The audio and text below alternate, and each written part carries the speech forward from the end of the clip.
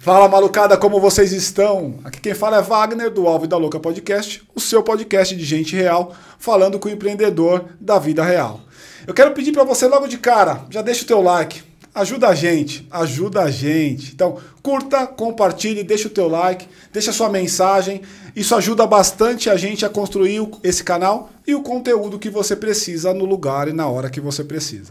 Lembre-se que aqui nós temos um pacto e desse a gente não abre mão. Falaremos as coisas como elas são, sem mimimi, sem lacração. Portanto, eu tô aqui do meu lado com Vida Louca e o papo aqui será reto certamente.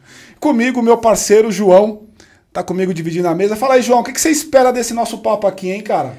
Cara, Wagner, acho que de tudo que eu li sobre o Mark, que eu vi sobre o Mark, o que eu mais espero é entender como um cara que sempre foi da mídia tradicional, rádio, revista, jornal, chegou a voz número 1 do LinkedIn, uma plataforma nova aí.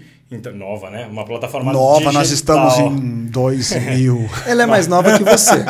Ela, sem dúvida, ela é mais nova que eu e ela é mais nova do que o rádio, é mais nova do que o jornal, tudo isso que o Mark já trabalhou e ainda trabalha bastante. Então eu queria saber como que ele migra entre as mídias aí. Boa. E antes da gente falar com o Mark, então a ideia nossa aqui hoje é falar sobre um tema muito importante para você empreendedor, que é como você se tornar uma marca, como usar a sua marca pessoal. Por que isso é importante? Por que você tem que levar isso em consideração e se preocupar com o teu principal ativo, que é a tua marca. Então, Mark, muito obrigado pela tua vinda, cara. Pô, meu velho. Aqui um presente nosso para você, em gratidão obrigado. Aí a sua participação. Nossa, eu gosto de chegar tá assim, aqui com a gente. Sendo presenteado. Obrigado.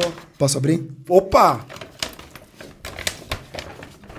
Eu adoro caneca. É isso, cara. A ideia é você não esquecer da gente, cara. Eu tá adoro ali. Caneca, imagina. Já não esqueceria. Agora boa, brigadíssimo. Boa. É linda. Eu sei que eu vou ser roubado na hora que eu chegar em casa pelos meus filhos, mas é linda. Faz parte, né? Faz. Os filhos fazem parte, né? Faz. Dá pra deixar, né? Vem no pacote. Não é? Agora, vou deixar aqui embaixo, tá? Sim, por favor. Eu queria começar contigo, cara, te ouvindo. Fala um pouco sobre você, para as pessoas entenderem um pouco da tua trajetória, o que você anda fazendo aí nesse mercado louco, e a gente depois vai entrando especificamente em cada um dos nossos temas aqui. Vamos lá.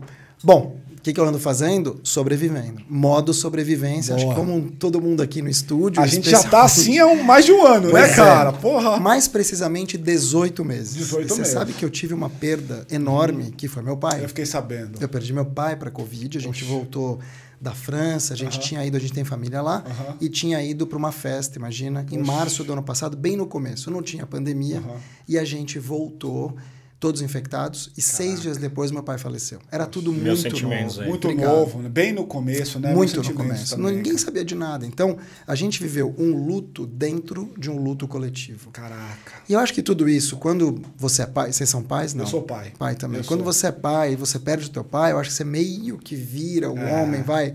Ou a referência masculina, e você fica num limbo ali. E eu sou pai de um menino também, então fica tudo muito misturado. E viver esses sentimentos todos, especialmente naquele instante que a gente lembra, todo mundo em casa, literalmente, foi muito duro para mim. Aquilo mexeu demais comigo. Eu já vinha num processo de mudar o meu empreendimento. Eu tive agência por 10 anos. Agência do quê? De comunicação. Então, eu sempre trabalhei como colaborador, como funcionário, como jornalista de grandes empresas. Trabalhei na Jovem Pan, 3 anos. Trabalhei no Jornal da Tarde, 8 anos. Falecido, que Deus o tenha. Está junto com meu pai. Trabalhei depois na Band News 3 anos. Aí eu saí da Band News para montar a minha agência. E aí eu fiquei 10 anos. A gente foi Great Place to Work número 1. Faz parte do Sistema B. Então, quando eu digo a agência era uma agência pequena, porém boa. Porque tamanho não é documento. Já dizia o poeta. Agora, quando isso acontece... Deixa eu só explorar, aproveitando o teu gancho. Esse estalo do funcionário para vou abrir a minha agência. Que lições trouxe para você, cara? Qual foi esse gatilho? Puta, velho. Muitas. Então, deixa eu só completar isso aqui para eu voltar nisso, porque isso é um capítulo à parte. Então, tá bom. A gente entra nele daqui a pouco. Isso que você me perguntou... Que é um baita desafio, né? Do papel higiênico até as coisas. Total. Vamos chegar lá. Aí, assim, Quando a gente chegou no Brasil, eu já vinha cansado, mas eu fiz um pacto com as pessoas que trabalhavam comigo até então de não demitir ninguém. Tá. Né? Tinha muitos pactos acontecendo, eu fiz o meu, coloquei isso na internet, eu não tinha uma equipe gigante. Você falou ano passado? Estou falando ano passado. Ano passado. Março do ano passado. Tá, começo da Covid. Começo da Covid. Eu não demiti ninguém. E o que aconteceu foi que eu comecei a perder clientes. E aí eu comecei a perder um atrás do outro, não tinha mais dinheiro para pagar as pessoas, acumulei algumas dívidas, deixei as pessoas livres e felizmente todas se recolocaram e se recolocaram bem. Legal. Algumas até melhor, o que é ótimo. Ótimo. Só que aí eu falei, bom, eu não tenho mais uma agência formal como eu tinha, eu preciso viver de alguma coisa. Sim. E aí que eu me dei conta do quão mal posicionado eu estava. Aham. Porque, apesar de eu estar sendo seguido por 500 mil de pessoas naquele tempo, hoje um pouco mais, 500 mil de pessoas, teve uma curva de lives que não abaixava, lembra? Abaixava da Covid, a de lives não. Nossa, incrível. E eu não fui chamado para nenhuma. Nenhuma? Nenhuma. Aí eu falei, porra, tem alguma coisa errada.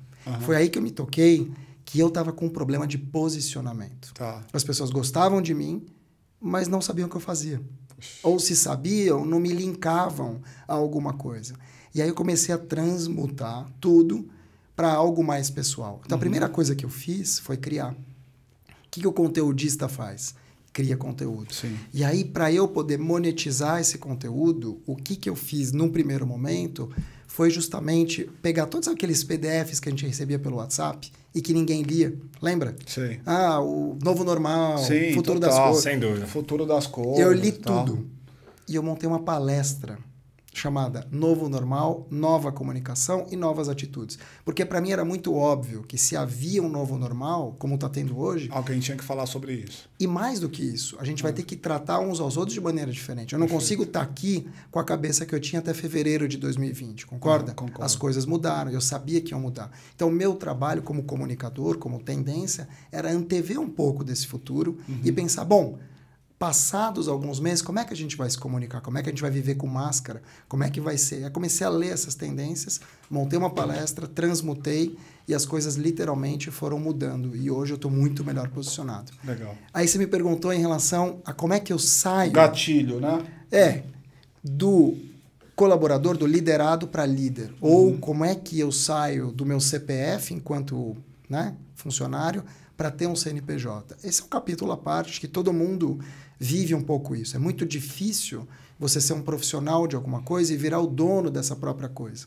Porque você começa a perceber... É como quando você vai morar sozinho, né? Tem sons diferentes, contas que você não sabia que existiam, não tem aquela mágica... Uma série de variáveis que você sequer sabia, se dava conta dela, porque alguém estava dando conta daquilo, seu pai, sua mãe ou alguma pessoa. Aquela cueca que você deixa no que canto, fica lá. que fica lá, Exato. ela não aparece cheirosa, dobrada na gaveta. Então, essas novidades também acontecem na empresa.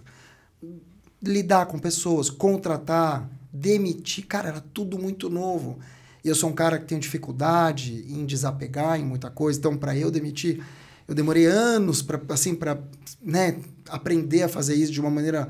Não que eu fizesse ruim, não isso, mas eu era tão apegado que eu tinha dificuldade em demitir. Mas você caiu e de eu paraquedas? Contratei por pena muitas vezes. E esse é um grande... Esse é um erro gigantesco. Gigantesco. Ou querer dar oportunidade para as pessoas, né? Eu já me peguei nesse erro algumas vezes.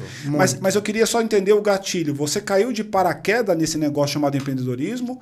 Ou você viu uma oportunidade e aí planejou como capturar a oportunidade e coisa do tipo? E aproveito para perguntar que ano que foi isso, né? Só pra gente se situar um pouco no tempo da sua carreira, da sua vida. 10 anos atrás, se eu não me engano, né? Exato. 11 agora, 11 né? agora. 2010. Então, o que acontece? Em 2006, eu estava no Jornal da Tarde.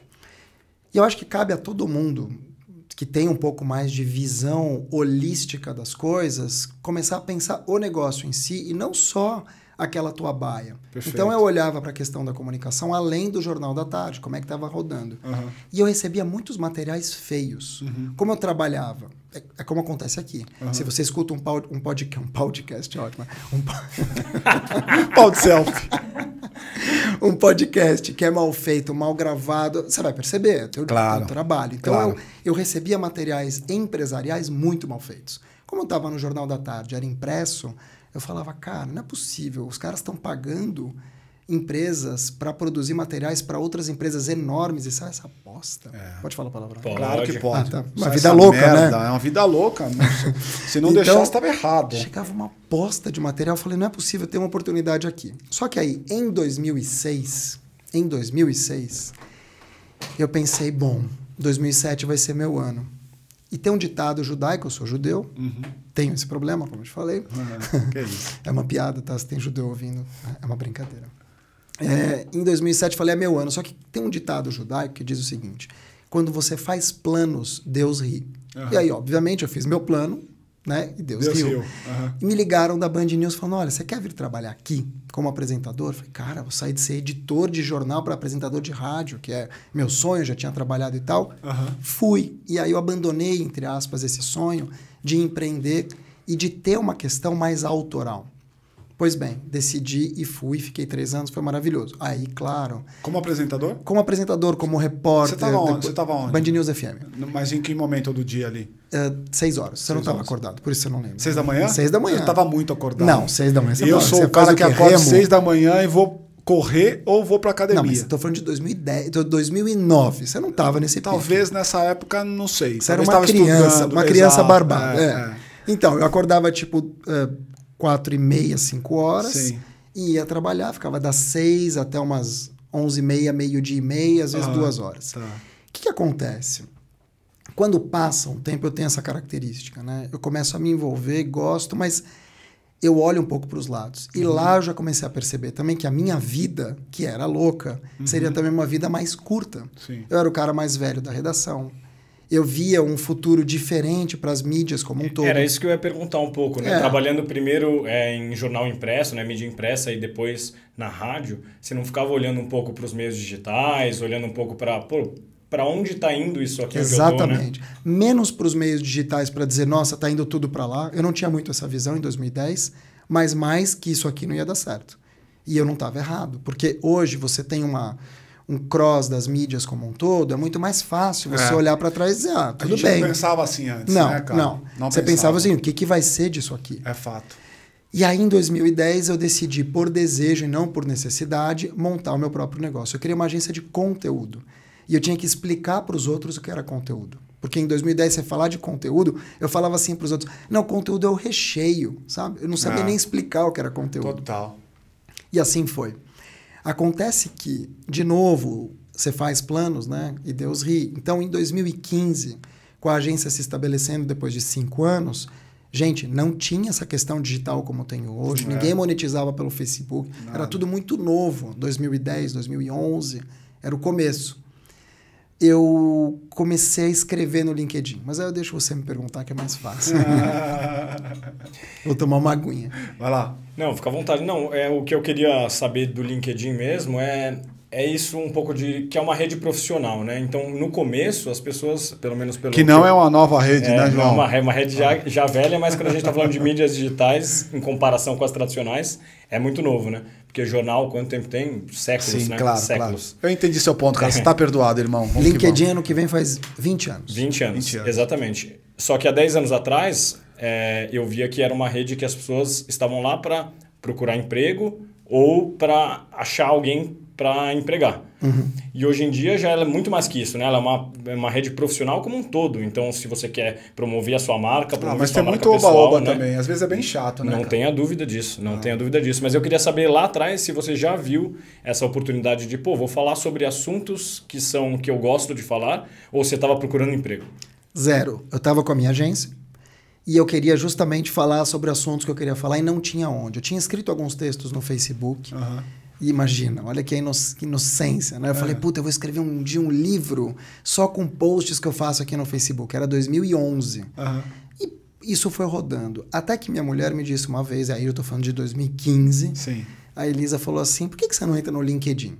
É empreendedorismo, você gosta um pouco desse lado B2B e tal, pode ser legal. Só que o LinkedIn era tipo o Badu. Lembra do Badu? Lembro, claro. Não sei o que lá te adicionou no Badu. Era isso, o LinkedIn é a mesma coisa. Vai adicionando, você não tem noção. E você recebe. Você não gera nenhum tipo de relação. Não, e que papo te adicionou no Linkedin? Que história é essa? Até o nome era estranho. Sim. E eu entrei, fiz meu currículo, ainda me lembro que tinha perguntado para alguém, não lembro quem, é mais uma rede social? O cara falou, puta, é mais uma rede social, tem que colocar as coisas. Eu falei, tá bom. Fui lá e era, de fato, um currículo. Era um currículo que você podia fazer em inglês, em português e outros idiomas. Claro. Acontece que o LinkedIn é um currículo vivo. E eles começaram a sacar isso. Então, o que é o currículo? Onde e o que você fez? Sim. Por onde você passou. E o LinkedIn é o que você está fazendo e para onde você quer ir. Sacando isso e juntando elementos de outras redes, eles começaram a trabalhar. E criaram uma rede que é uma plataforma, hoje com 50 milhões de brasileiros, 800 milhões no mundo, que é uma plataforma viva. Só que qual é o problema do automóvel? A pessoa que fica atrás do volante, a peça. Claro. Qual é o problema da rede social? O usuário. E aí os usuários brasileiros e também os gringos, por que não dizer, entraram em algumas histórias que, evidentemente, começaram a atrapalhar um pouco.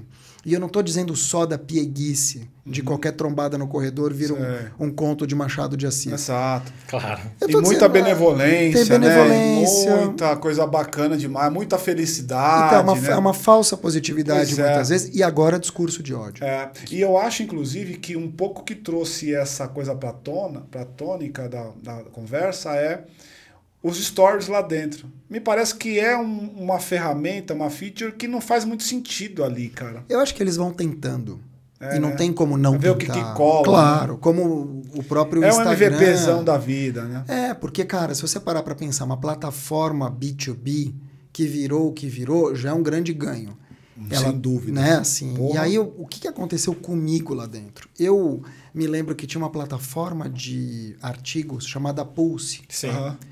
E eu escrevi um artigo para o Pulse falando sobre otimismo nos negócios. Negócios geram otimismo, uma coisa assim. E no dia seguinte tinha 3 mil leituras. O que equivale hoje a por falar nisso, 30 mil. O Mark pode ser colunista nosso aqui, hein, cara? Seria uma honra. Olha, isso é um convite? Claro. Quero falar sobre isso. Vamos falar sobre isso. Eu recebo a newsletter de vocês. E tem milhares de testemunhas aqui. Aqui, ó, tá todo mundo vendo. Exatamente. Acho que, de verdade, acho que dá, porque ele, no mundo de negócio, é o cara para poder falar e escrever com a gente aqui, né? Ótimo. Bom, primeiro eu fico super feliz e honrado. Vamos falar disso sim. Legal. Olha, e aí eu escrevi um artigo, lembrando que eu não tenho nenhum tipo de vínculo financeiro com o LinkedIn, ninguém tem, né? Então, eu escrevi um artigo e no dia seguinte tinha umas 3 mil visualizações, que equivale hoje a 30 mil. Era muita coisa para um cara absolutamente desconhecido. E mais, eu não tinha mais nas costas a chancela de uma empresa jornalística. Sim. Porque uma coisa é ser o Mark da Band News, o Mark da Jovem Pan, entendeu? E outra coisa é você ser o Mark também. O Mark. É muito difícil. E eu escrevi, e aí que eu saquei que tinha um editor que pensou aquilo para levar para a página. Aí eu pensei o seguinte, tem uma oportunidade aqui. E eu acho que essa é uma tônica que todo mundo tem que ter. É claro que para você transformar, você pode abrir uma porta ou você pode esperar que batam na tua porta. Mas o meu caso é que eu não tinha porta. Eu não tinha porta. Então eu tinha que construir uma porta para os outros baterem. E foi o que eu fiz. Então, quando eu saquei uma oportunidade que alguém poderia gostar de algo que eu escrevi eu mesmo, e com um tema que não é um tema B2B, sim, convenhamos, sim, na semana seguinte escrevi outro. E nesse outro, que era sobre pontualidade, que hoje tem 3 milhões de leituras, esse sim eu explodi. Se você tivesse no YouTube, você estava ganhando dinheiro com isso, hein? Pois é. Abafo. Eu acho legal dessa história, um pouco, que você primeiro tentou no Facebook. E acho que isso é interessante, né? Sim. Porque é isso, talvez quem está assistindo pense, então ir lá, escolho um e vou fazer um texto e eu vou bombar. E não é bem assim, né? Você tentou antes, tentou um monte de texto, faz lá. E eu continuo tentando hoje. Sabe por quê? Estamos falando de um cara que tem todo o track record, tem toda a parte histórica de jornalismo, né, cara? Exatamente. Um cara que sabe escrita, que conhece disso. Mas né? eu estou tentando, por exemplo, também outras redes. Eu sou um fiasco em muitas delas. E eu acho que o nosso dever, enquanto ser humano, é tentar tudo. E por que tentar tudo? Porque aqui reside um outro mal, que é o mal de você construir o teu castelo no quintal dos outros. Sim. Né? E quando você percebe... E esse é o mal que você não... Que você, isso aí é pra você, É uma pausa? É uma pausa ao vivo. Nossa. Existe uma live pausa? Sabe o que eu tô me sentindo? O Silvio Luiz. Chegou uma coxinha aqui. Maravilhosa. A imitação foi boa. Obrigado, já como. Fica à vontade, cara. E aí, ao longo daquele ano, que era 2016, eu comecei a escrever artigos e comecei a viralizar. E muitas pessoas viralizavam também. Uhum. No final do ano apareceu uma lista chamada LinkedIn Top Voices, ou as vozes que mais engajaram naquele ano. E eu fui eleito número 1 da primeira lista. Caraca. Tipo um Kleber Bambam. Que ano? Do primeiro Big Brother. 2016. Dezembro de 2016. Só que, cara, até então, eu nunca tinha sido eleito nada. Essa lista é anual? Felizmente não, porque 2017 não teve e a gente ficou continuando reinando lá sozinho. Mas acontece que a lista gerou muita discussão. Porque você imagina, tinha 30 milhões de usuários, você escolher 17 como voz, teve uma galera que pirou. O número 17 é um número cabalístico? Não, acho que eles teve outras listas, houve números diferentes. Mas a gente foi escolhido e quem não foi escolhido começou a meter o pau. Então a gente teve muita ajuda de hater. Os haters cumpriram um trabalho muito legal. Que, na verdade, como eles ajudaram, como os taxistas ajudaram o Uber, por exemplo. Claro. Entende? Sem querer ajudou e ajudaram muito. Então eu fiquei muito... A sorte de fazer algum sucesso depois de velho é essa. Você saca, né, antes. Você saca rápido. Rápido. Eu falei, o quê? Vou ficar me metendo aqui. Fiquei quieto, mudo. E eu ouvi as pessoas criticando, e tá tudo bem, pode criticar. Eu já tinha conquistado meu lugar ao sol. Só que eu não usava ele. Isso, a escrita e a eleição como top voice do LinkedIn, isso veio antes ou veio depois de você falar assim, puta, eu tenho que trabalhar a minha marca? Ou aconteceu meio que concomitante as duas coisas aqui? Cara, eu sempre trabalhei uma questão que não era marca, mas era autenticidade. Uma pegada mais autoral. Então, assim... Eu não tinha muito essa consciência de marca, mas eu sabia que eu queria deixar a minha marca. Depois a gente pode falar até do meu livro que trata disso, que vai sair no ano que vem. Mas é isso. Você não precisa ser uma marca comercial, mas você precisa deixar a tua marca. Então eu sempre trabalhei em tudo que eu fiz para deixar a minha marca. Eu sabia que ela era uma oportunidade, mas eu não tinha essa dimensão. Eu tinha uma agência. E quando aconteceu tudo, não tinha essa visibilidade que tem hoje. Ninguém me chamava para nada. A gente começou a fazer algum barulho em meados de 17. Lista Top Voice é que nem se lançar uma lista hoje, sei lá, Flip Twitter. Ninguém sabe o que é. Ninguém sabia. Era tudo novo. Então, eu comecei a aproveitar e aí, óbvio, aquilo me deu visibilidade. Eu comecei a crescer rápido dentro da rede. E aí, o primeiro grupo a me abraçar foi um grupo chamado ADOS, que é um instituto de refugiados aqui em São Paulo. E eles perguntaram se eu queria ser conselheiro. Eu falei, cara, as pessoas estão me vendo, né? As pessoas estão me enxergando. Que louco. Muito louco. Porque, assim, guardadas as proporções, tá? Não tem nada a ver, mas eu acho que é importante dizer.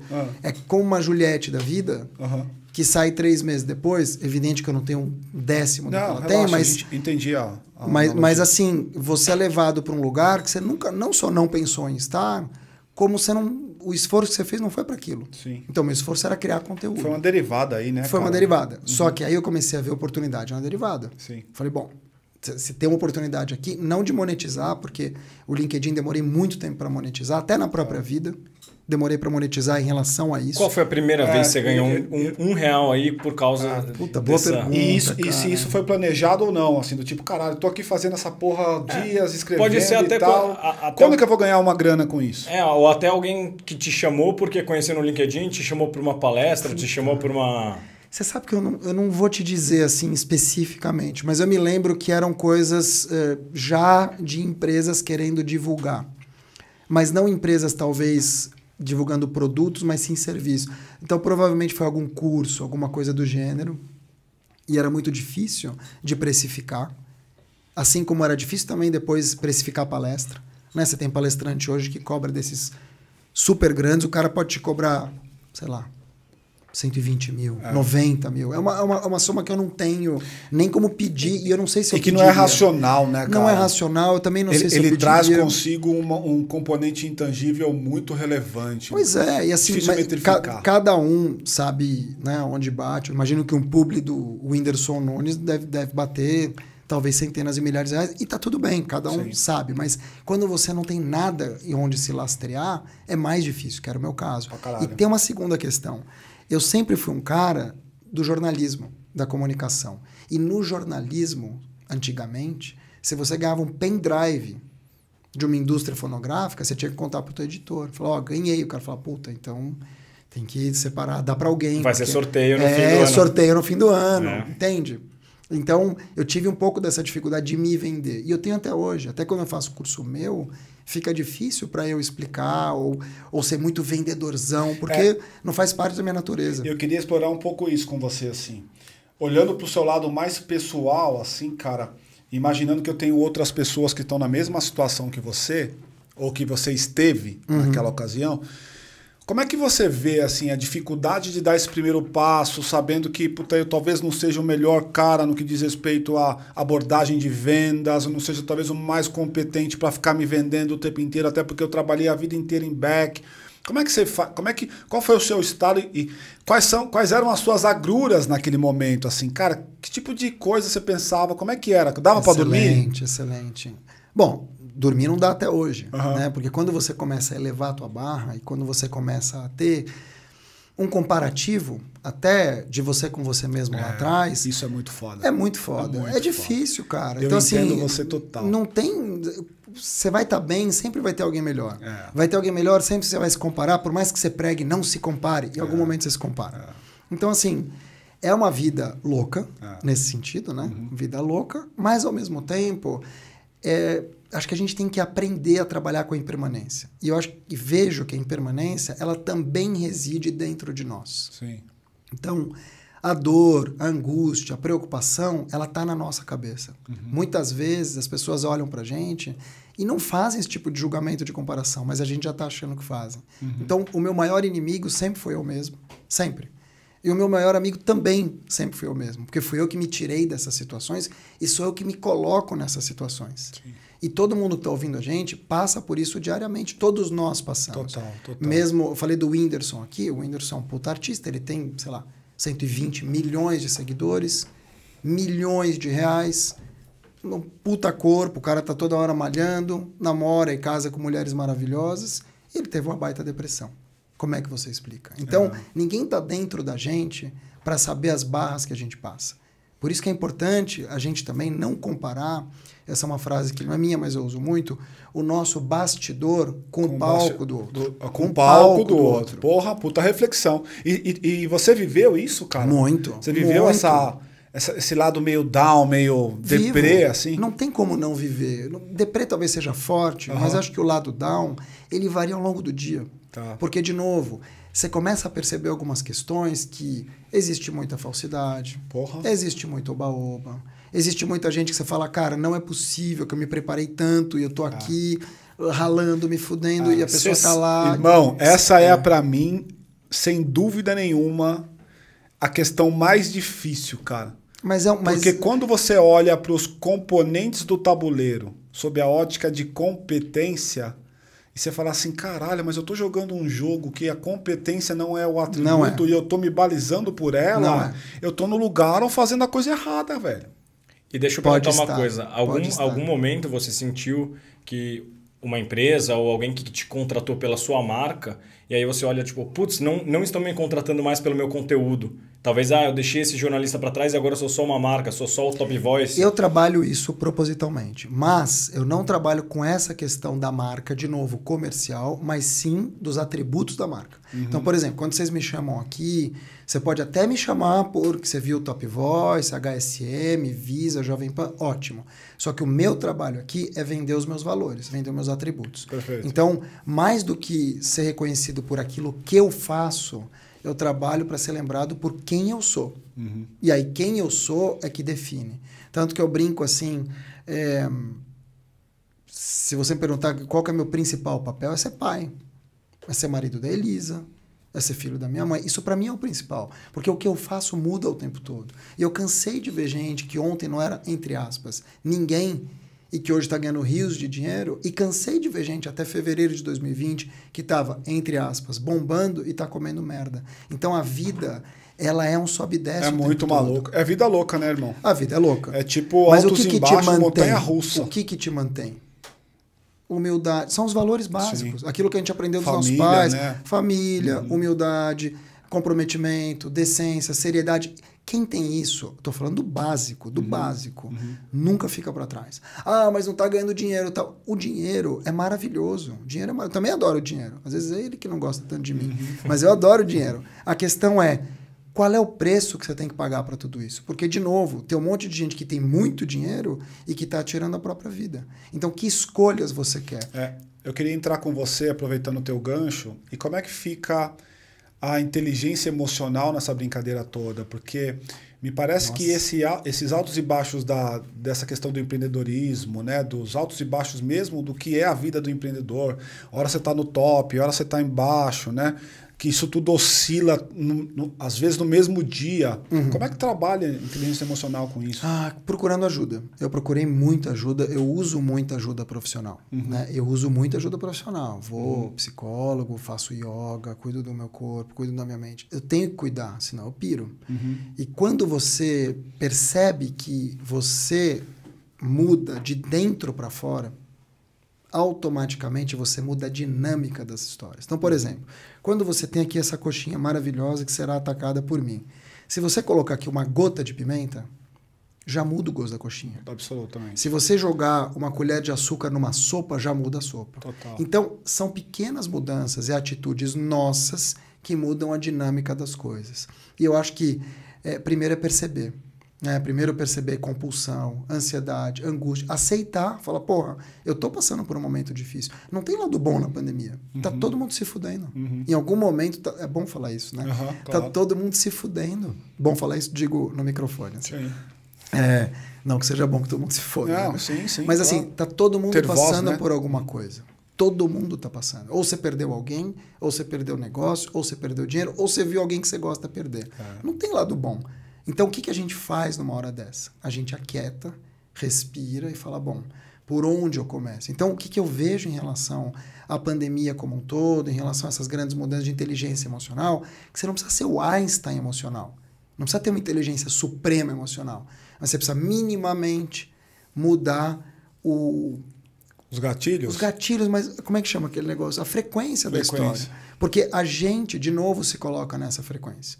A gente, quando vai dormir, fica ali revirando na cama de um lado para o outro, pensando. A gente abre o Instagram de alguém, todos nós aqui, fala, puta, eu aqui me fudendo, e essa pessoa aqui tá vendo. Sempre, assim, a gente olha e fala, meu, mas estudei tanto, trabalhei tanto para isso, o cara vai lá, fala 3 merdas e, meu, uou, como é que pode? Pode, só que assim, de novo, a pergunta não é como é que pode, a pergunta é por que te afeta. Sim. Porque diz o Chorão, né, que o homem que está em paz não quer guerra com ninguém, não é isso? Então, assim, se você está em paz, cara, pode vir um passaralho tentar comer sua bunda. E você vai olhar para ele e falar, cara, você desvia do passaralho, tá tudo bem. Falou, meu...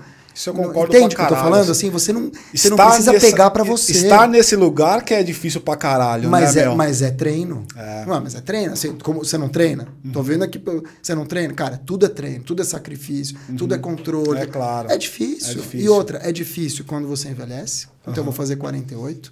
É difícil quando você tenta manter uma dinâmica familiar. É difícil quando você tem filho. É difícil quando você está no Brasil dos anos 2020. É difícil quando você tem gente que você gosta que você perde. Isso se chama vida. Então, assim, se você quiser estar na vida louca, você vai ter que trabalhar um jeito de entrar num trilho. E, de novo, não tem tamanho único.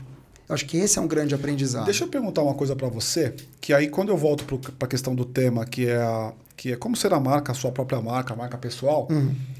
Existe uma coisa meio modinha hoje, vou falar modinha, mas não entenda do lado pejorativo, tá? Que é um movimento, especialmente em redes sociais, que é um movimento de trabalhar, eu sou o produto, eu, pessoa, sou a minha marca da empresa, ou seja, estou vinculado à empresa que eu trabalho, as coisas mesmo que elas se misturam. Como é que você vê isso em relação a trabalhar a sua própria marca pessoal versus essa coisa do todo o teu legado enquanto companhia, enquanto empresa, o que você gerou, o que você construiu? Nossa. Olha, é um desafio, né? Porque você tem grandes intraempreendedores, você tem grandes influenciadores que são donos das próprias empresas, estou falando do Rony e da Reserva. Sim. Você tem grandes influenciadores, que é, por exemplo, o Thiago Alves, que é da Regus, que é um grande intraempreendedor, grande executivo, que ele leva a marca da Regus e ele catapulta o nome da Regus, porque ele sabe fazer o negócio. Perfeito. Hoje em dia tem um monte desses, Você tem os CEOs, influenciadores, executivos, Exato. você tem os influenciadores até que trabalham no McDonald's, uma molecada que trabalha no Mac, por exemplo, que tem 100 mil seguidores no TikTok, mas ele atende ali vendendo hambúrguer. Então você vai ter um pouco de tudo. O que eu acho que não pode acontecer é você fundir a tua marca pessoal de um jeito que essa simbiose anule você. Porque se você vira o Roberto da Johnson durante 25 anos, a empresa concorrente não vai te contratar. Você está tão verdade. Identificado... Só que pra você ver a questão lá do o garoto propaganda, por exemplo, da Casa Bahia lá no passado. A gente é da mesma idade, a gente sabe mais ou menos isso. Aquele cara não conseguiu fazer comercial de mais ninguém. Ficou um tempão fora, depois voltou pra Casa Bahia. A mesma coisa o cara do Bombril, né? O cara do tão Bombril identificado que você não consegue. Eu não sei como é que vai ser o Messi no PSG. Mas agora. Quando eu sou empreendedor da minha própria empresa, isso não faz sentido? Faz sentido, mas veja, eu acho que aqui você citou um ponto agora há pouco que eu queria voltar. Não tem tamanho único, ou seja, não tem fórmula pronta. Tem gente que fica se angustiando porque não consegue falar bem como o Obama. Exato. Um exemplo. Tem gente que não consegue ter o corpo da mulher tal. Tem gente que não consegue ter o carisma do Marcos Mion. Como é que você vai ter o carisma do Marcos Mion? Concorda? Mesmo se você for ótimo. Filho da puta é bom. Ele é o Marcos Mion. Entende? Aquele cara é foda. Então, puta sacada da Globo trazer aquele cara. O trabalho é você se comparar com você mesmo. Mas quando você olha para você em perspectiva, você 2 anos atrás, você 3 anos atrás, e você vê evolução, essa é a métrica correta. Tá bom. Porque essa métrica de comparação é a única que é válida. Se eu me comparar com você, a gente pode ter os mesmos podcasts, na mesma casa. Então, a gente tem vidas diferentes, veio de lugares diferentes, valores diferentes. Não vai ter o mesmo resultado. Não tem como. Mas isso é válido tanto para a pessoa quanto para a marca? Ou seja, bom, eu estou me comparando eu com o João de 2 anos atrás. Mas e a marca João de 2 anos atrás? Ela pode ser pior do que ela é hoje em dia e a pessoa João ter melhorado? Dá para dissociar as duas coisas? Vou te dar o meu exemplo. Elas são sempre iguais. Eu tive uma agência, eu cresci muito mais que a minha própria agência. E minha agência chama Tawil Comunicação. As pessoas nem sabiam que eu tinha agência. Então, minha marca pessoal cresceu muito mais. A minha projeção enquanto conteudista, enquanto criador, enquanto MC, mestre de cerimônias, tá? Enquanto eu já ia perguntar, palestrante, conexão com o Taíde aí. Palestrante, ela foi muito maior e mais rápida do que minha própria agência. Eu não consegui essa transferência de votos. Seria ótimo, eu estaria cheio de cliente. Sim. Então, eu fiz uma escolha. Tem gente que consegue viver dos dois. Então, a empresa é um organismo vivo também. Só que as pessoas têm mais possibilidades. Porque as pessoas estão o tempo todo criando, sendo ouvidas, ouvindo e fazendo cagada também. Como a gente viu durante a pandemia, grandes marcas serem pichadas pelos próprios donos. Total. Que foram falar merda no microfone e mancharam a reputação da própria empresa. Então, ou embarcaram na modinha só por embarcar, mas que não tem fit com aquilo que é a cultura. E as pessoas sacam, né, cara? Porque assim, vai chegar um momento que as pessoas vão se ligar que a gente está numa caixa de vidro. A gente não está numa caixa preta, que na verdade é laranja, né? Sim. Dos aviões. Total. A gente está numa caixa de vidro. Então tudo que a gente está fazendo hoje está sendo visto. E as pessoas sabem. As pessoas sabem quem que é quem. Não tem mais bobinho nessa conversa. Tem uma frase que eu uso que diz o seguinte: às vezes a grama do vizinho é mais verde porque é falsa. Sim. Então a gente tem que ter senso crítico para não comprar tudo, para não aceitar tudo, para não acreditar em tudo. Você acha que tem um problema de geração aí? Porque eu tenho a sensação que as gerações mais novas, elas só existe influenciador porque tem influenciável. Então, me parece que essa geração mais nova, ela nasce neste lugar. Quem eu vou escolher para me influenciar? Olha, eu tenho várias questões com influenciador. Tá? Eu nem acredito muito em influenciador digital também. Acho que influenciador digital é uma personalidade de rede social. Porque o Cortella não era influenciador digital. Nunca foi, né? Entende? E hoje ele tem milhões de seguidores. Do mundo, então você tem... E quem foi o teu... Eu vou adivinhar aqui, agora, quem foi o teu primeiro influenciador? Quem foi? Você não sabe? Não. Quem foi o teu? O meu? É. Putz, alguém da minha infância, provavelmente. Teus pais. Meus pais. Os pais são os primeiros influenciadores. Depois os amigos da escola. Depois o amiguinho. Então, assim, a gente é influenciável o tempo todo, até hoje. Aliás, se você pegar os grandes, entre aspas, influenciadores que tem por aí, eles vão te dar o nome das pessoas que eles seguem. Então, qual que é o nosso trabalho enquanto pessoas que pensam? Em vez de eu ir lá e ficar chupinhando ou endeusando o influenciador brasileirão que está recortando e colando o que ele está vendo, eu vou beber na fonte primária. Cara, é o que eu falo toda hora, mas você tá aqui me parafraseando, inclusive, porque, cara, não faz sentido eu ficar dando só holofote para alguém que tá buscando aquilo em algum lugar. Lógico. E se você procurar neste influenciador que influencia o brasileiro, você vai começar a remontar, talvez até em livros empíricos. Então, de novo, não tem milagre. Não tem coisa que nunca foi feita. Mas aí, fazendo uma provocação, você como jornalista, a curadoria também não é uma forma de fazer um conteúdo de qualidade? Você pegar e fazer a peneira de tudo isso que você está ouvindo, está lendo, etc. E falar, não, eu só vou levar para o meu público aquilo que é bom do que eu li. Ou seja, você precisa beber na fonte primária ou o curador, que muitas vezes é o jornalista, também não é importante? É que assim, quantos jornalistas você tem e quantas pessoas estão postando hoje? Vamos falar da média, que é muito maior que a do jornalista. Eu acho que a curadoria é fundamental. Eu fiz um curso chamado Inteligência Comunicacional. Posso falar aqui porque está fechado, não é jabá, né? Sim, fica à vontade. Mas chama Inteligência Comunicacional. E uma das primeiras aulas é sobre o poder da curadoria, literalmente. E por quê? Porque a curadoria, ao meu ver, ela vai além de eu buscar o guru. A curadoria tá quando eu furo a bolha e vou ler sobre negritude como aliado. A curadoria tá quando eu vou ler sobre pessoas com deficiência. A curadoria tá quando eu vou ler alguma coisa que eu não concordo. Né? Ou que não entendo. Ou que eu não entendo. Né? Né? O que parece, no primeiro momento, um contrassenso. Né? Vou fazer uma curadoria de uma coisa que eu sequer entendo. Mas é o caldo. É o caldo disso tudo que te faz uma pessoa interessante. Porque, de novo, se eu sou um cara que só fala de finanças, é muito legal. Mas em algum momento eu vou me alimentar do quê se você sai do personagem? Porque uma hora você sai. Quer dizer, você não vê um filme, você não escuta uma música. Por exemplo, eu sou um cara que assiste muito batalha de rap. Muito.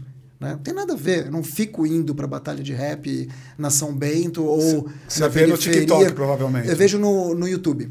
Eu vejo muito no TikTok, eu adoro. Eu adoro, e eu assino. E aquelas batalhas de break também, eu adoro aquilo. A batalha de break eu ainda não vi. Mas, por exemplo, gosto muito. E a hora que eu vou para um feed de Reels, eu vejo aquelas dancinhas. Eu acho uma idiotice. Puta que pariu. Uma pobreza. E todo mundo copiando. Todo mundo copiando. Então, cara... Puta que pariu. Você quer ver uma coisa que me deixa louco, cara? É aquele tipo de manifestação que ela já deixou de ser voluntária para ela ser uma manifestação obrigatória. Por exemplo, hoje é Dia dos Namorados.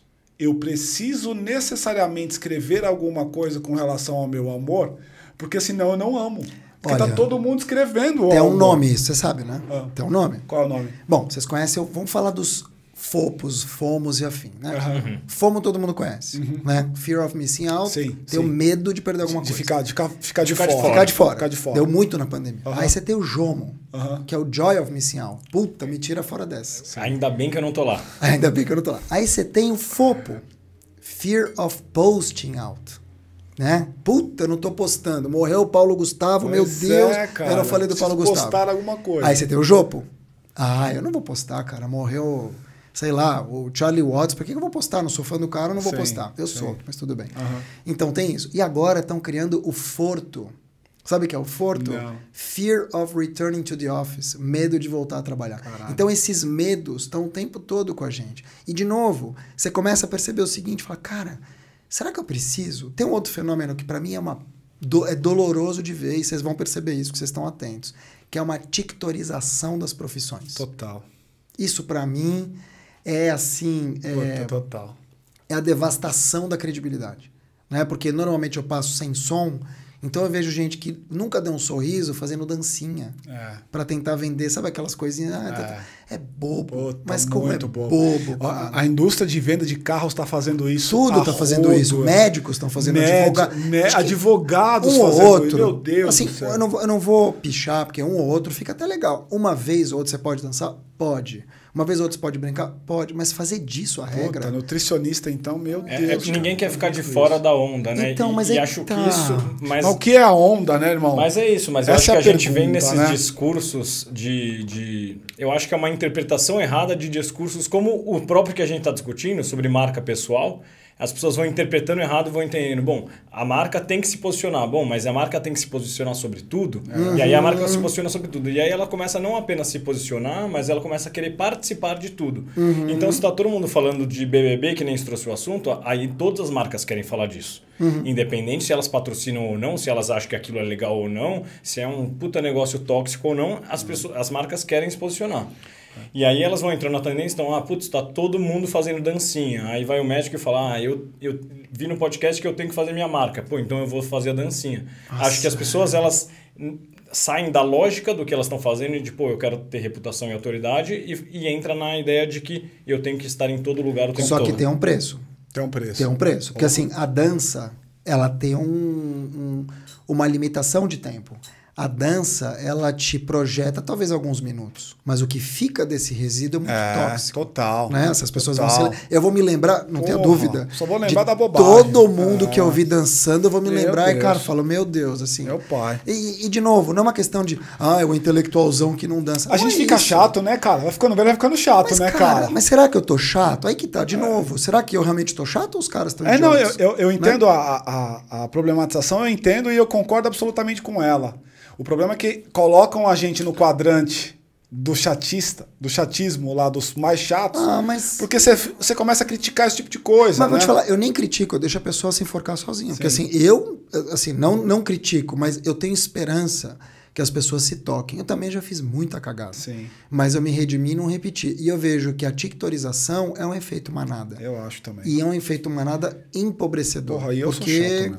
Então, é assim, não é uma questão de uma dança. Se eu vejo vocês dois dançando hoje, eu vou achar engraçado. Se você faz disso uma regra, em algum momento, talvez não hoje, nem amanhã, nem depois, você vai começar a copiar os outros, porque não tem repertório todo dia pra você fazer. Tem. E aí você começa a apelar. E é quando você apela que você perde. Porque assim, se você me chamou aqui hoje, ótimo, tô super feliz, contente, envaidecido, e tô tentando trazer algum repertório, alguma riqueza.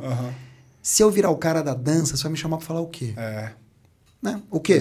Porque assim, além de todo mundo dançar, e eu vou ser mais um, o que eu tô trazendo? Eu preciso escrever textão todo dia? Não. Mas existem outras maneiras de você se projetar. Então, mas o mundo não lê mais. Tudo bem. Aí não é uma questão do mundo. É uma questão de como é que você quer se perceber. Como é que a palavra autenticidade, então, ela entra nessa equação? Justamente fazendo aquilo que a gente está falando. Olhar para dentro e dizer o seguinte, eu sou o cara da dança? Que pode ser, então, é justamente por isso a minha pergunta. Que pode ser que eu só sou isso. Não, tudo bem. Mas se você é só isso... Mas tudo bem, se você é só isso e você vende isso, certamente o teu público vai comprar porque vai saber que é você.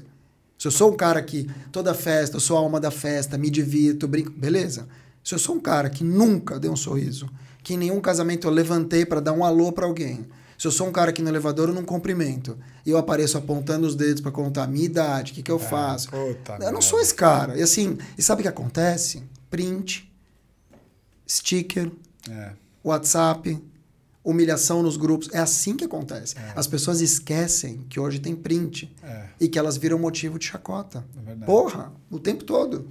Né? Nossa, olha isso aqui que vergonha. Se você faz um cartaz que você coloca só homem, tudo bem que a gente tá os três aqui, mas tem damas aqui no backstage, só tem homem, por exemplo, num evento. 25 caras, 2 mulheres. Esse cartaz já circula pelo WhatsApp criticando. Você imagina uma dancinha de alguém que não dança. É fato. Estou entendendo que esse é um atributo importante, então, quando você pensa em marca pessoal, ter a questão da autenticidade é algo importante, né? Agora, quando eu penso em se eu sou a minha marca, se eu sou o meu produto, como eu vendo isso? Como é que eu escolho o meu público? Porque vamos voltar para aquela coisa mais de gestão, de administração, que é... Como é? Eu preciso de um público-alvo, eu preciso de um segmento, eu preciso de um caminho para chegar, de uma estratégia para ir. Como que eu sou a minha marca enquanto empreendedor e eu vendo isso para quem e como? A gente precisa tomar cuidado entre se vender e se anular enquanto ser humano, enquanto CPF, se tornando um CNPJ, ou seja, se anulando por completo, perdendo desejo, necessidade, perdendo as nossas angústias e até as coisas que a gente quer para a vida. E diferenciar o que eu posso vender, de novo, de atributos de marca para que essa pessoa se identifique tanto comigo que ela fala, puta, eu vou investir nesse negócio aqui porque é ele. Sim. Steve Jobs. Não, são as ideias dele. Então eu compro porque me liga a ele de alguma forma. Quem conseguiu isso com uma marca que não é dele foi o George Clooney, em Nespresso, por exemplo. Então as pessoas muito tempo compraram só por causa dele. Porque queriam estar perto dele e falar, puta, eu vou me sentir mais George Clooney da vida se eu comprar uma Nespresso. Por quê? Porque era o valor da elegância, o valor da presença e tal. Isso acontece ainda hoje. Quando eu vejo um cara que eu gosto muito, que me representa e que está usando um puta óculos, eu falo, meu, se eu comprar esse óculos, automaticamente eu vou ser um pouco dele. Doce ilusão, né? Sim. Mas tudo bem. O que acontece em relação às marcas é o seguinte, quando a gente tem um negócio próprio, quando a gente está empreendendo, está no começo, é óbvio que não tem garoto propaganda melhor do que nós mesmos. Não existe. Ninguém vai falar melhor do teu produto que você. Depois de um tempo, talvez. Mas você tem a paixão, você tem o conhecimento, então você tem que posicionar aquilo. Para você não virar um mero promotor de vendas, para você não virar um garoto propaganda raso, o ideal é você separar um pouco as coisas. Então você já citou aqui, quem é o meu público? Então, por exemplo, quando eu falo de um produto, não sei lá, eu quero vender meia. Chama meia do Mark. Maravilha. Então, eu preciso sair toda hora andando com as meias e fotografando. É bom. Mas será que é só isso? Então, primeiro eu preciso mapear o meu público. Vamos começar do começo. Quando a gente fala em marca, a gente tem duas grandes questões. Posicionamento, reputação, além de outros atributos, claro, como vendas, marketing, por aí vai. Mas posicionamento é fundamental. Eu falei de Nespresso aqui, na mesma empresa você tem a Dolce Gusto. Então, você tem uma cafeteira mais popular e uma mais elitizada, mais bacana. Né? As duas são bacanas, mas nesse sentido. Sim. Ou seja, uma marca ela pode ter dois produtos de posicionamento. Como é que você se posiciona? Primeiro, identificando quem é o teu público-alvo. Para quem eu vou vender essa meia? Dá para ter dois produtos? Dá para ter dois produtos. A gente, quanto pessoa? Claro. Eu posso vender, eu tenho, por exemplo, o meu curso, mas eu faço mestre de cerimônias. Eu tenho o meu curso, mas eu dou palestra. Eu faço palestra, mas eu também faço um curso para empresas in company. É que normalmente, pelos exemplos que você está me dando, todas elas estão no mesmo espectro. Estão você no mesmo enquanto espectro. Orador, você enquanto... mas não dá para eu vender... Por exemplo, eu estou aqui com as coxinhas, tá? Como é que chama o teu chefe aqui? Que fez as coxinhas? Paulo. Sim. Para o Paulo vender essa coxinha maravilhosa e esse brigadeiro, são filhos da mesma mãe. Mas para ele vender esses dois e o caderno que está aqui na mesa, são operações completamente diferentes. Aí é melhor ter duas marcas. Primeiro que assim, você vai posicionar, vai chamar como? Coxinha, cadernos, e vai chamar caderno, coxinha, não dá. É melhor ter duas marcas. Você pode ter até o mesmo CNPJ. Mas mais do que isso, é muito mais difícil, porque a logística do papel é uma e da comida é outra. O armazenamento é um, o outro é outro. E por aí vai, gráfica e tal. Então, normalmente, as pessoas costumam fazer, por exemplo, uma empresa de TI, ela faz primeiro o software, depois a consultoria, aí ela agrega esse portfólio à nuvem.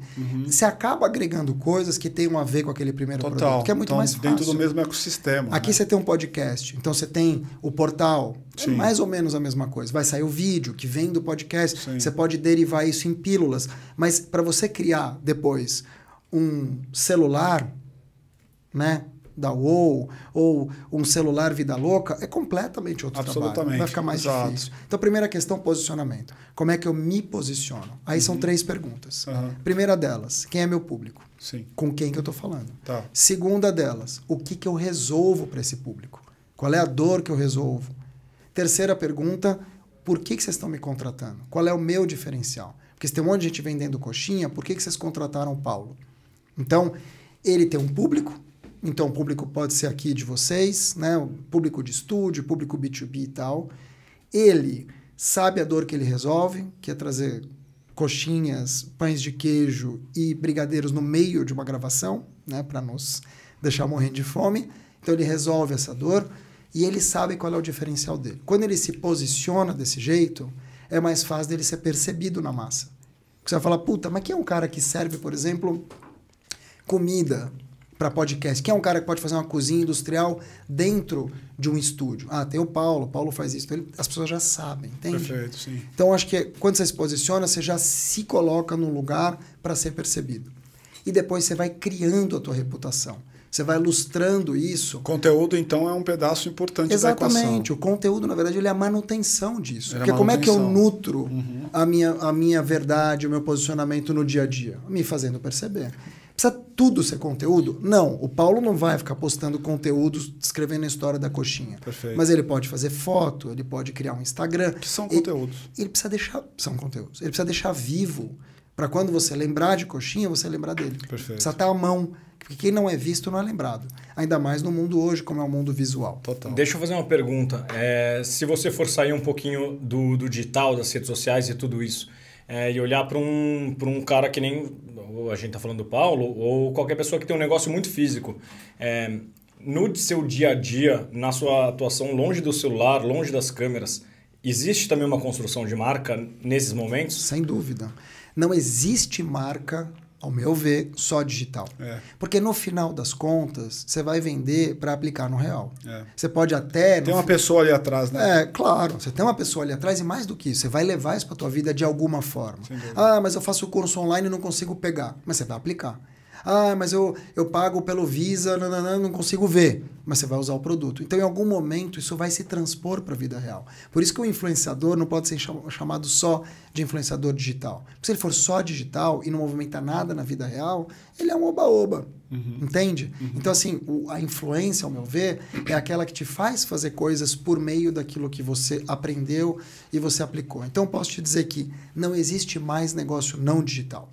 O negócio talvez, mas o contexto que a gente está vivendo já é digital. Não tem como. Mesmo motorista de ônibus. O cara posta em algum momento do dia. Eu tenho visto, inclusive, de vez em quando aparece para mim um motorista lá. E é engraçado isso porque, ainda que o meu negócio ele tenha a sua realização em ambiente físico, existe muito consumo até chegar no negócio em ambiente virtual. Exatamente. Né? Então não tem para onde você correr assim. Se você faz um exercício... A gente estava fazendo um tempo atrás, cara, um exercício aqui para o podcast que era... Vamos falar sobre o tema... Qual era mesmo, Paty? Eu acho que era como não depender das Big Techs. Cara, não existe como. Imagina. Cara. A gente sentou para poder analisar e falar assim, cara, essa afirmação, por definição, ela já está equivocada, porque... Você vai ter que fazer alguma coisa como não depender de uma só, né? Exato. Como eu não ficar escravo de uma só, né? Dependente de uma só, talvez, mas... Quer um exemplo bobo? Se você não tiver na internet, alguém vai te colocar. Exato. Então, para a empresa, é suicídio. Né? Você não ter nada digital, tem como. Não tem como. Mas para a pessoa física também. Então, eu tenho um tio que é um tio ranzinza, não gosta, vai no churrasco, cara fechado. Alguém colocou ele no Facebook. Ele está lá. É muito difícil você ver alguém ultra low profile. Talvez um bilionário de família muito tradicional que não queira aparecer, talvez. Sim. Mas, de maneira geral, alguém já te colocou. É fato. Então, tem que ter um pouco desse cuidado de dosar e, acima de tudo, você não vai poder tampar essa tempestade. A tempestade você não tampa, mas você tampa a goteira. E a goteira é justamente aquilo que a gente tem controle. Você não vai ter controle de um hate de 2, 3 mil, 20 mil comentários se você fez uma cagada. Se você foi racista, homofóbico, transfóbico, não tem como. E merecidamente. Agora, de maneira geral, é possível você se colocar até um certo ponto. Eu consigo dosar, por exemplo, o que eu coloco dos meus filhos. Eu consigo dosar o que eu coloco de mim. Eu consigo dosar pensando aquilo que eu escrevo, que eu sei que pode me queimar. Eu falo, para que eu vou escrever isso aqui? E eu tô falando de coisas bobas, tá? Sim. Desde reclamar, por exemplo, dia a dia, de um atendimento de um restaurante. E aí, quando eu fazia isso, eu falava, putz, será que eu vou postar isso aqui? Porque eu atendo o restaurante na agência. Aí o dono do restaurante que atende vai dizer, putz, em algum momento esse cara aqui, ele vai falar mal do meu. Vai fazer o meu também. Então eu tomava esse cuidado. A gente atendia a PUC de São Paulo. E eu tinha um colaborador que era frontalmente contra a Igreja Católica. E eu falava com ele, cara, não posta. Porque se você começar a postar, vão dizer que a assessoria que atende a PUC está falando mal da igreja. Claro. Então, esses cuidados que vêm com a maturidade... Essa linha é muito tênue, né? Mas entre tem o que que você pensar. é você e aquilo que você tem enquanto... Mas por isso que a gente está falando de marca, né? Para todo mundo lembrar que você não é simplesmente as suas opiniões jogadas, mas você representa você. Você sempre representa. Sempre representa. Sempre. Mesmo que você represente os pais de aluno da escola do seu filho e você esteja desempregado. Não é porque você está numa grande empresa. Você sempre vai representar um grupo. Eu estava ouvindo um podcast do Mano Brown com a Carol Conká.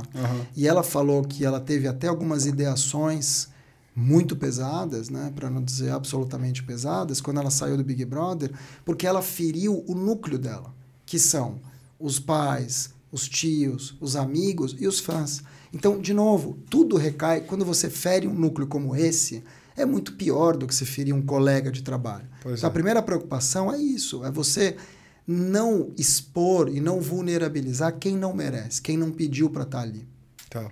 Cara, eu acho assim, sensacional o nosso papo até agora, a gente tá chegando nos minutos finais. Já? E eu queria, passa rápido, cara. Eu queria te ouvir. Você tem alguma dica, algum ponto, algum direcionador que você queira dar para as pessoas nesse sentido? Tem. Da questão das marcas pessoais, de você ser a própria marca?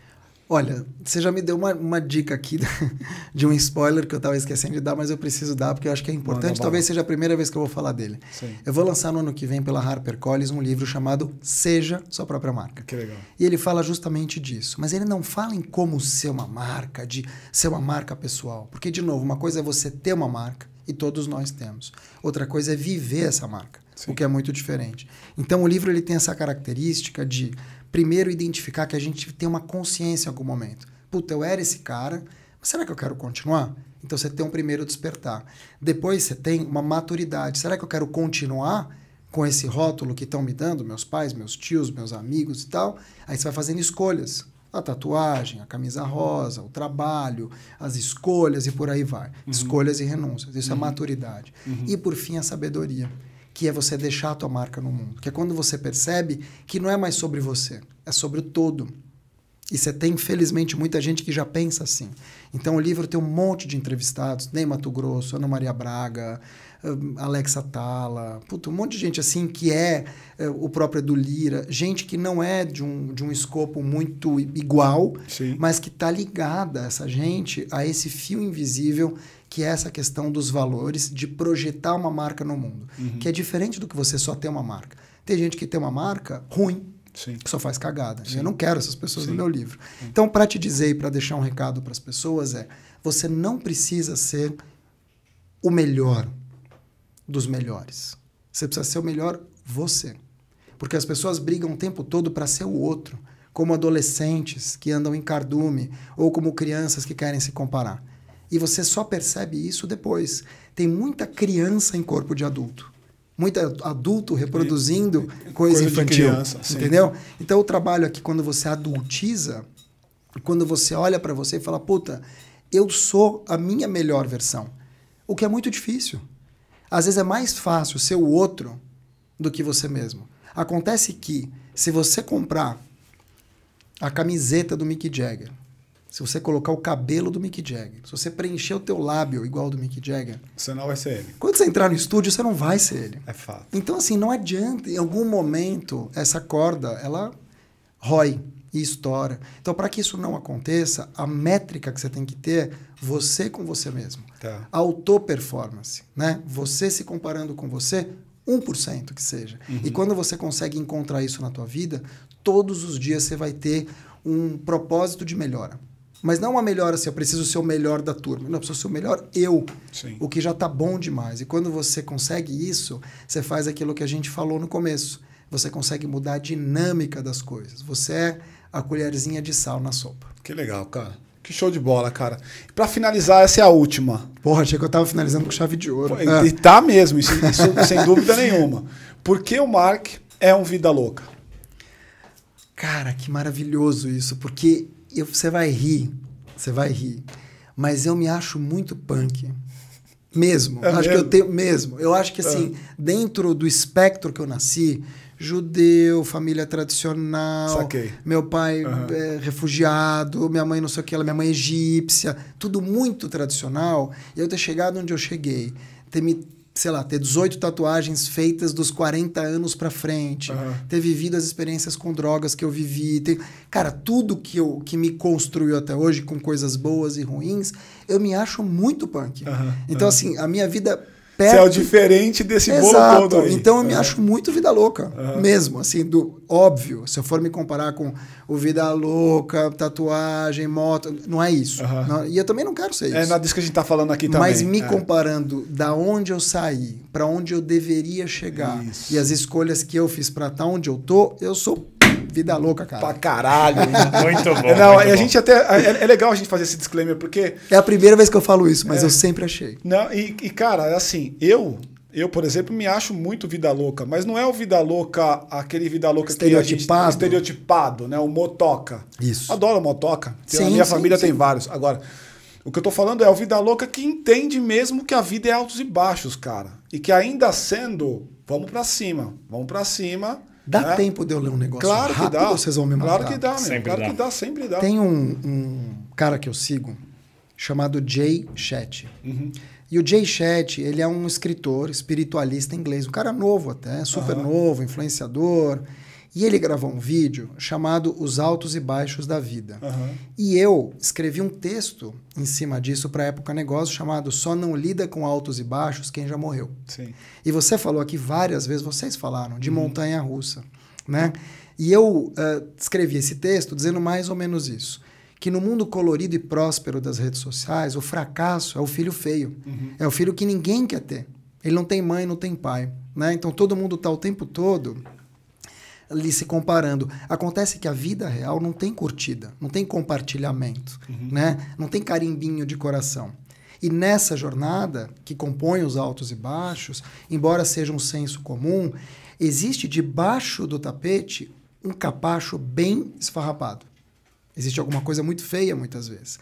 O problema é que falhar uma cultura intolerante à frustração, como é a de hoje, tem peso dobrado. Se você fracassa hoje, tem peso dobrado. E aí eu queria encerrar falando do Jay Shetty, porque o Jay Shetty ele fez um texto justamente falando que a vida é feita de altos e baixos. Então eu vou abrir aspas aqui para ele, para ler aqui 2 parágrafos que eu acho que são realmente muito fortes e que me tocaram muito quando eu vi o vídeo. A vida está cheia de altos e baixos. Voltas, reviravoltas, amor e perdão, felicidade e tristeza, sucesso, fracasso. A gente experimenta as alturas mais extremas e, ao mesmo tempo, as conquistas, os fracassos, as humilhações. A vida é uma espécie de montanha-russa, grande e louca. Todos aqueles... Atenção! Todos aqueles que admiramos têm altos e baixos. O nosso corpo está sempre mudando, o universo está sempre mudando, mas a gente quer seguir sempre o mesmo.